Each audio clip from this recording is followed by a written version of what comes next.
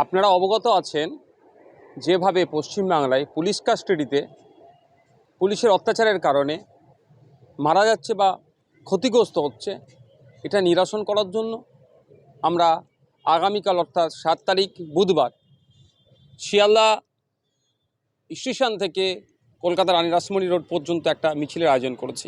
আপনারা জানেন বেশ কয়েকদিন আগেই 21 বছরের তরতাজা যুবক আবু সিদ্দিক হালদার, যার ঢোলা বাড়ি, ঢোলা থানার পুলিশ তাকে চুরির অপরাধে তুলে নিয়ে এসে তাকে নির্মম অত্যাচার করে।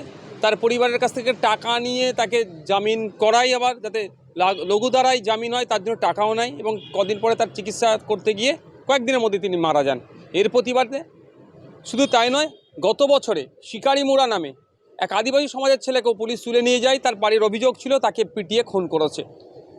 আর এই ঘটনাগুলোর প্রতিবাদ জানিয়ে যাতে দোষী পুলিশদের সর্বোচ্চ যাতে শাস্তি পায় তার দাবি।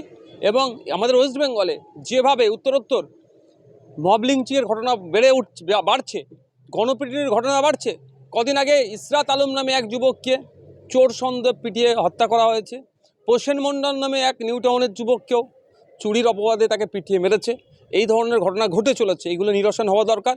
রাজ্য প্রশাসন তথা রাজ্য সরকারকে আরও সক্রিয় হওয়া দরকার, এবং যাদের উপর সাথে অন্যায় হয়েছে তাদের পরিবার যাতে ন্যায় বিচার পায়, ঘটনাক্ষেত্রে উপযুক্ত শাস্তি যাতে পায় যারা এই ঘটনাগুলো ঘটিয়েছে, সে পুলিশের লোক হোক, প্রশাসনের লোক হোক, এবং সাধারণ মানুষ যারা আইন হাতে তুলে নিচ্ছে, সেইটাকে ইনশিওর করার জন্য আগামীকাল বুধবার বেলা 1টা থেকে শিয়ালদা স্টেশন থেকে রানী রাসমণি রোড পর্যন্ত একটা আমাদের মিছিল আছে। এই মিছিলে সুশীল সমাজ, ছাত্র, যুব সকল শ্রেণীর মানুষকে আহ্বান করছি, আপনারা আসুন, আমাদের মিছিলে পায়ে পা মেলান, যাতে এই পরিবারগুলো ন্যায় বিচার পায় এবং দোষীরা শাস্তি পায়, তার সাথে আপনারা যোগদান করুন আমাদের মিছিলে।